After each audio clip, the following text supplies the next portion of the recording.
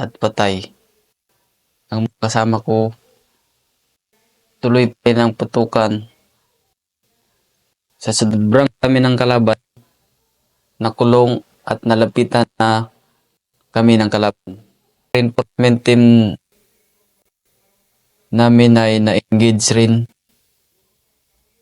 Ilan hindi sila nakalapit sa amin. Ang mga kasama ko,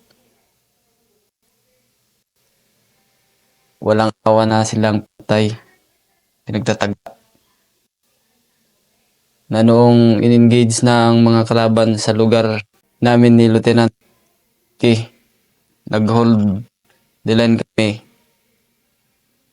Pagkatapos,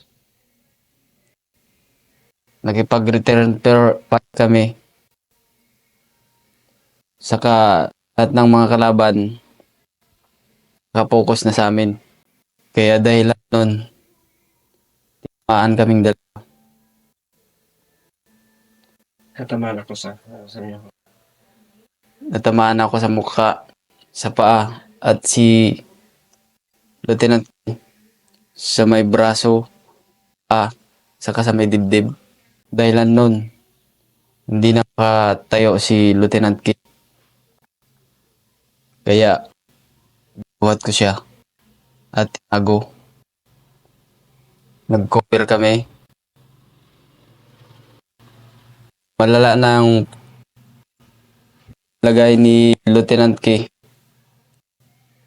Dahilan nun, doon na siya uminit ang aking dugo. Napakasakit ang nangyari sa amin.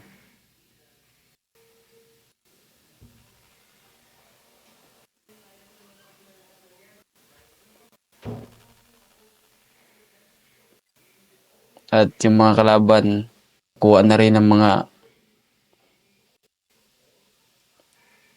rifle ng mga kasama ko.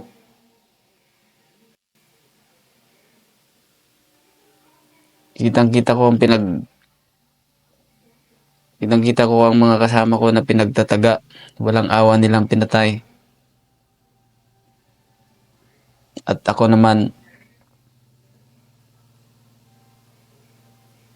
ako lang yung naiwan sa may area. Kaya yun, nag-observe muna ako. Next. Saan ka nakatago? Nag-observe ko sila.